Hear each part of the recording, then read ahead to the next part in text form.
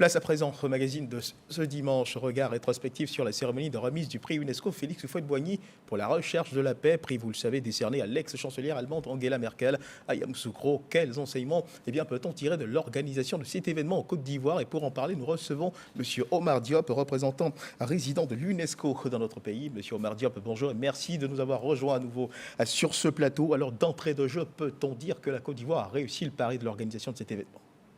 Merci M. Guivet de m'avoir sur votre plateau et c'est avec un grand plaisir que je pourrais répondre positivement à cette question et dire que la mobilisation et l'organisation de ce prix a été un grand succès selon les feedbacks que nous recevons des quatre coins du monde.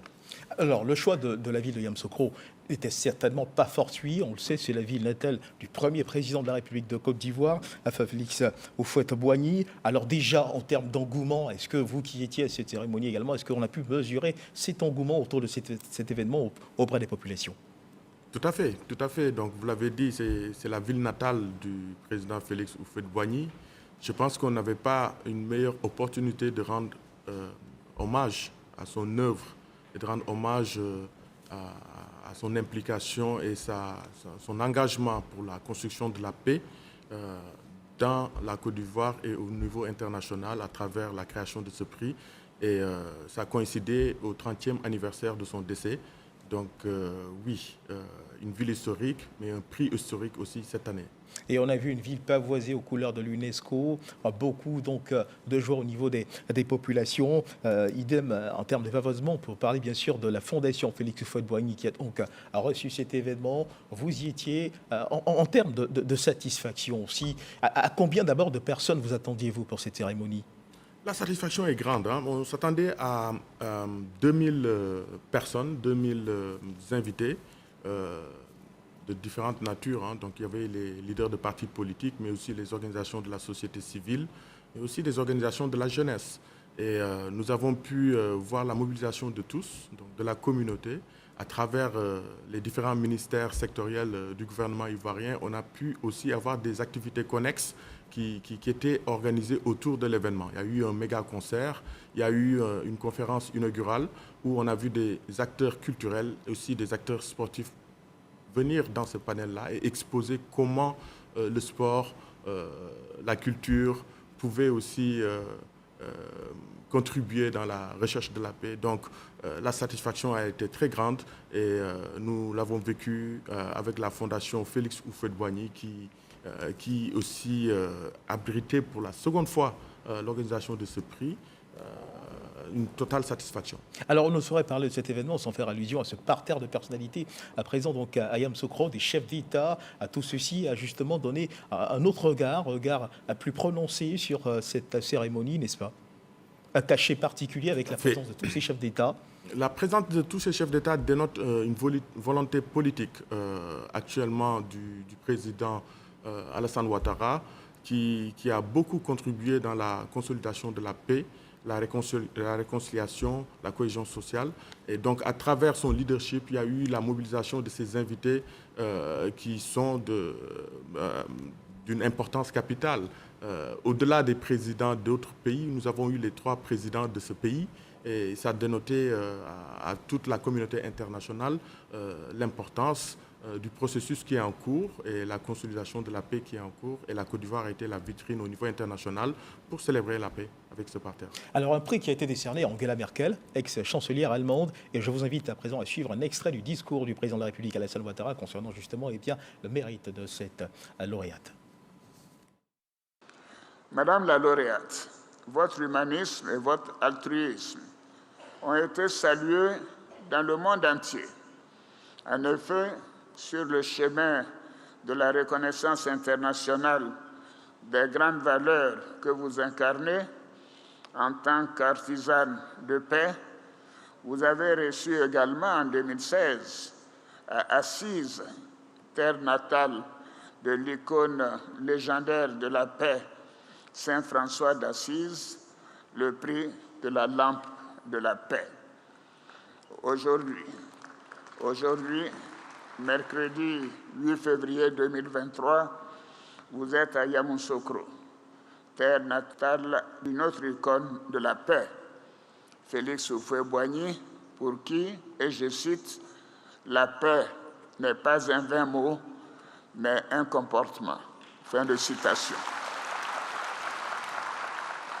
Honorables invités, mesdames et messieurs, le jury a également décerné une mention d'honneur à Madame Julienne Lusenge, à qui je voudrais adresser mes vives et chaleureuses félicitations pour son engagement en faveur des femmes victimes de violences dans le Nord Kivu, en République démocratique du Congo. Les violences sexuelles comme armes de guerre dans les conflits interpellent la conscience de l'humanité sur la nécessité de poursuivre et de condamner les auteurs de ces crimes odieux, aussi bien en période de guerre que de paix, car la promotion de la paix va de pair avec la justice. Alors, M. Omar Diop, on l'a vu à l'instant, le président de la République, Alassane Ouattara, qui salue donc le mérite de la lauréate, qui lui reconnaît donc un certain nombre de qualités, des qualités qui ont milité en sa faveur et qui parlent comme un enseignement aux jeunes générations. Quelle analyse que vous inspire justement ce message du chef de l'État, Alassane Ouattara? Je vais m'arrêter peut-être quand il cite le président Félix Houphouët-Boigny en disant que la paix, ce n'est pas un vain mot, mais c'est un comportement. Et donc, ça ramène la notion de la recherche de la paix. À savoir que la paix, ce n'est pas juste un état qu'on atteint, mais que c'est une perpétuelle recherche. Et c'est un comportement, c'est une culture, la culture de la paix. Je retiens cela et au niveau politique, Mme Angela Merkel a été très courageuse. Parce qu'en 2015, quand l'Europe fermait ses frontières, elle était la seule à porter cette voix et à ouvrir les portes de son pays à plus d'1 million de réfugiés.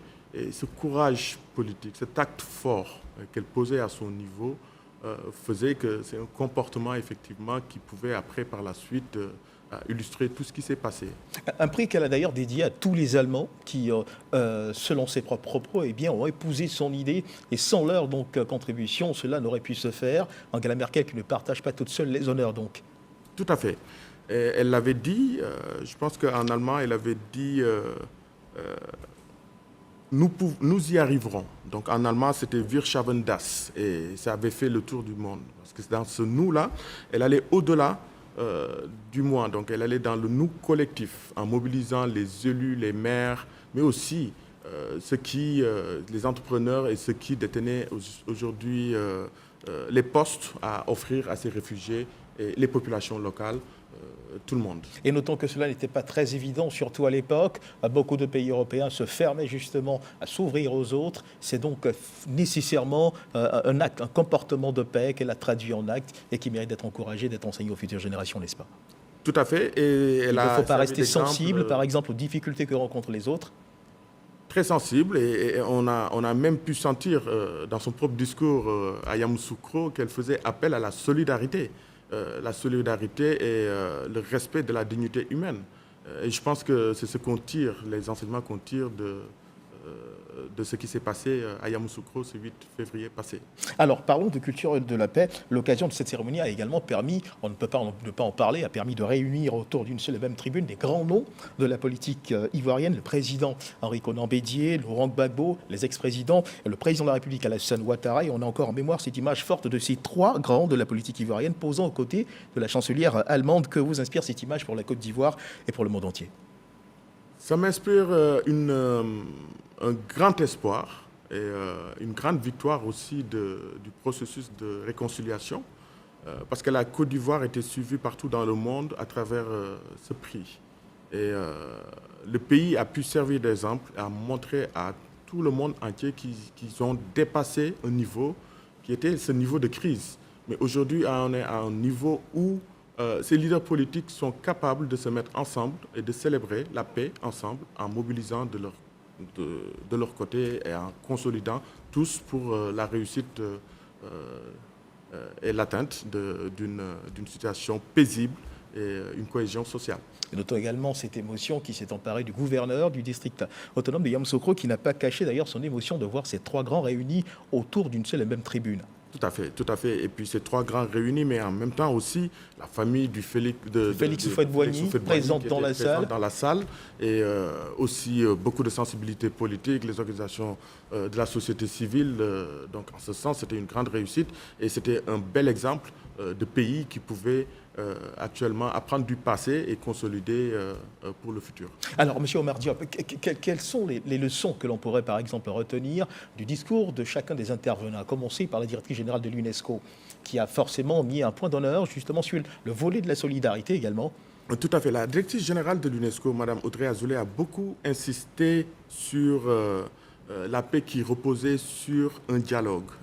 Et donc, elle a même cité le président Félix Houphouët-Boigny dessus en disant que l'esprit du prix, c'était de créer quelque chose qui repose sur un dialogue permanent, qui va vers le respect de la personne, de la personne humaine et sa dignité, mais aussi le respect des libertés et l'égalité de tous. La directrice générale a aussi appuyé sur le fait que le président Alassane Ouattara a fait un énorme travail et qui se traduisait par la présence des présidents et l'organisation de ce prix à Yamoussoukro. Mais aussi, surtout, on remarque qu'elle a fait un vibrant hommage aux deux lauréates. Donc, la lauréate Angela Merkel, mais aussi Mme Julienne Lusenge de la RDC.